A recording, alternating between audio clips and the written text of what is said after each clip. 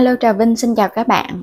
Hôm nay thì mình chia sẻ một cái công thức bánh nướng vừa ngon mà vừa dễ nữa. Bánh thì mềm xốp, ở bên ngoài thì giòn ngon, béo và thơm. Một món bánh tráng chảo, dễ làm, nhanh cấp tốc. Thì mình thấy chỉ cần vài phút trộn bột, ai cũng có thể làm được cái món bánh ngon. Bây giờ mời các bạn mình cùng vào bếp để thực hiện nha. Đầu tiên thì phần bột mình có ở đây là 100g bột mì, các bạn dùng loại đa dụng cũng được. 150g bột gạo là một chén, 400ml nước cốt dừa nha, mình dùng nước cốt dừa khô ép ra, chút muối, muỗng cà phê men khô. Phần đường thì mình dùng khoảng 120g, là gần nửa chén vậy nè, là nó vừa ngọt ngon luôn. Sẽ cho hết cái phần đường vào thau. Tiếp theo là muối, muỗng cà phê men là khoảng 4g men khô nha. Men này là men ngọt, không có cần kích hoạt. Các bạn cho tiếp nước cốt dừa vô luôn. Thì tỷ lệ mình dùng ở đây là 250g bột với 400ml nước cốt dừa. Khuấy đều lên cho men của mình nó tan sơ ra ha. Sau đó thì cho bột vô.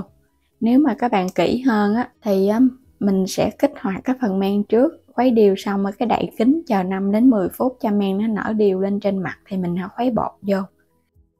Sợ men của mình hư thì bỏ phần bột cũng phí. Khuấy đều xong thì bây giờ tiếp theo mình cho tiếp bột gạo ha, hai loại mình cho đều vô luôn. Còn men của mình ở đây là men mới cho nên nó không có cần kích hoạt mà mình cho trực tiếp vô mình khuấy luôn. Phần bột đã tan mịn ra rồi, bây giờ mình sẽ đậy kính và mình ủ bột nha. Cứ chờ 1 cho đến 2 tiếng đồng hồ tùy theo nhiệt độ nóng hay là lạnh. Mình chờ ở đây là 1,5 tiếng đồng hồ Bây giờ mở nắp ra.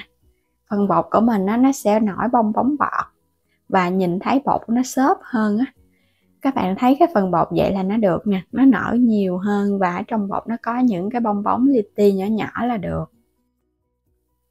Quét sơn lớp dầu ăn hoặc là bơ thực vật nóng chảo.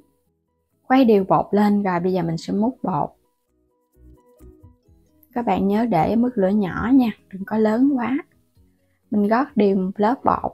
Đây cũng là cái công thức bánh bò luôn. Phần bột này là các bạn đổ nhiều thì nó sẽ ra cái bánh bò nướng. Còn hôm nay mình làm theo cái kiểu bánh tráng chảo. Đậy nắp để lửa nhỏ chờ một chút. Quay trở lại ha, mình chờ khoảng 3 đến 5 phút tùy theo cái nhiệt độ mà các bạn chỉnh Nếu mà lửa lớn thì nó nhanh hơn nhưng mà nó cũng dễ bị khét nha, nhớ kiểm tra. Bánh mỏng nên nhanh chín lắm.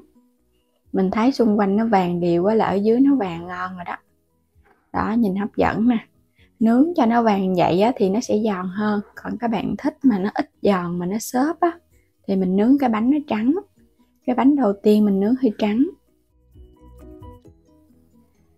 Không có cần phải quét dầu nữa ha, mình cứ gót bột vô. Tại vì cái chảo này chảo chống dính nên là các bạn quét dầu lớp mỏng sơ thôi, rồi cái mình nướng khoảng vài cái bánh. Mình không quét sơ trở lại nữa.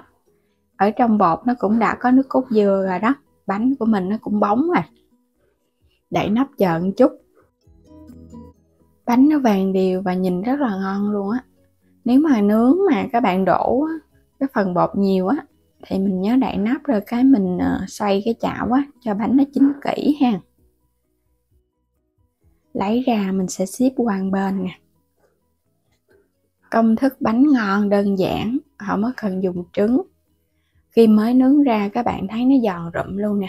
Cái viền mà nó vàng nhiều là bánh của mình nó giòn rụm Ở bên trong thì nó xốp mềm và thơm dữ lắm luôn. Bánh mà mới nướng vậy nè, ăn ngon lắm các bạn. Nó nóng nó giòn mà nó béo, nước cốt dừa nữa. Mình sẽ ăn thử rồi cái làm tiếp. Nướng tiếp những cái bánh còn lại ha, mình nướng cho đến hết phần bột. Nướng mỏng vậy thì nhanh lắm.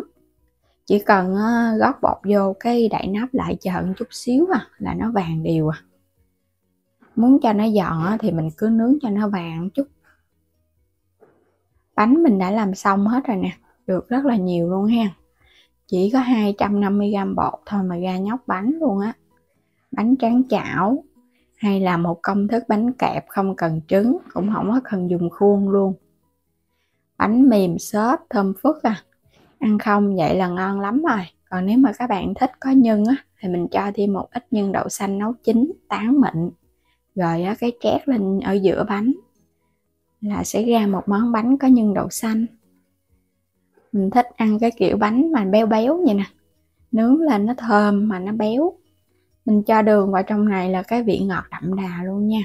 Còn nếu mà bạn nào thích ít ngọt hơn á, thì mình dùng khoảng 100 gram đường là cũng được rồi đó, là bánh vẫn ngọt ngon rồi. Mình dùng 120 gram.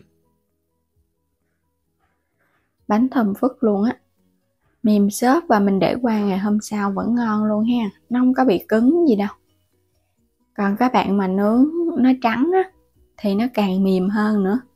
Còn mình nướng nó vàng á thì nó sẽ giòn và nó thơm hơn so với mình nướng trắng. Bánh nướng á, mà các bạn nướng cho nó vàng vậy nè thì cái bánh á, nó thơm lắm, mềm mại và xốp nha, chứ không phải là nó bị chai đâu. Có một chút men nở, các bạn ủ bột á thì bánh của mình nó nở và nó xốp ngon lắm. Độ ngọt rất là đậm đà, mà đặc biệt là béo nước cốt dừa lắm luôn. Bây giờ thì mình chúc các bạn ngon miệng với món bánh bò trắng chảo này nha. Đừng quên đăng ký kênh Alo Trà Vinh và Alo Trà Vinh 2 ủng hộ mình. Xin chào tạm biệt và hẹn gặp lại các bạn ở những video tiếp theo.